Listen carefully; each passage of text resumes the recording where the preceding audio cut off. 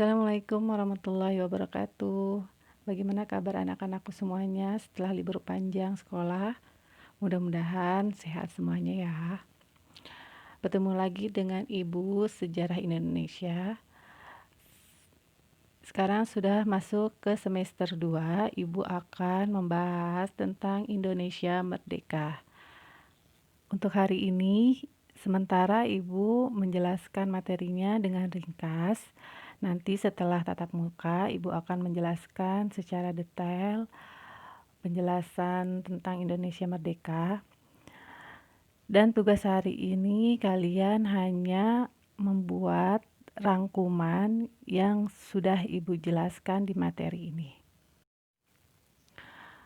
Untuk kompetensi dasarnya, kalian bisa menganalisis peristiwa proklamasi kemerdekaan dan pembentukan pemerintahan pertama Republik Indonesia, serta maknanya bagi kehidupan sosial, budaya, ekonomi, politik, dan pendidikan bangsa Indonesia.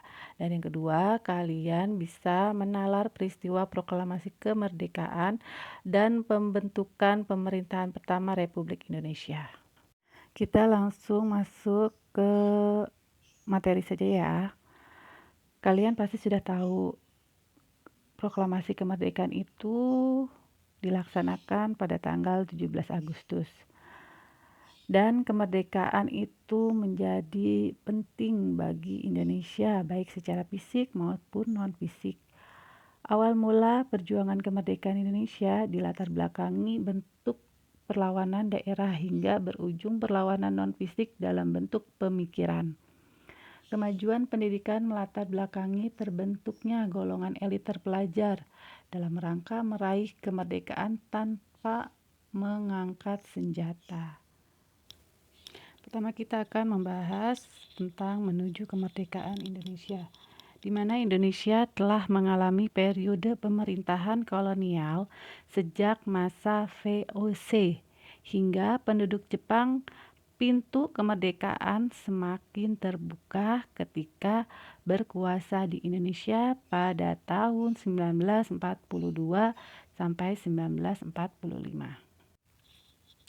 Pertama, Jepang menyerah kepada sekutu. Pada tanggal 16 Agustus 1945, kota Hiroshima dijatuhi bom atom oleh Angkatan Udara Amerika Serikat yang menjadi bagian dari pasukan sekutu. Selanjutnya, pada tanggal 9 Agustus 1945, giliran kota Nagasaki yang dihancurkan dengan bom atom. Yang kedua, peristiwa Rengas Dengklok. Sultan Syahrir adalah tokoh muda yang pertama kali mendengar berita menyerahnya Jepang kepada sekutu.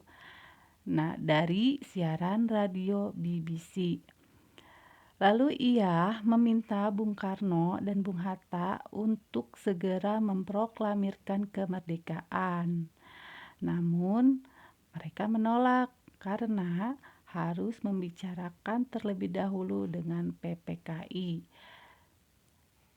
Dan Sultan Syahrir pun kembali ke tempatnya dengan tangan kosong.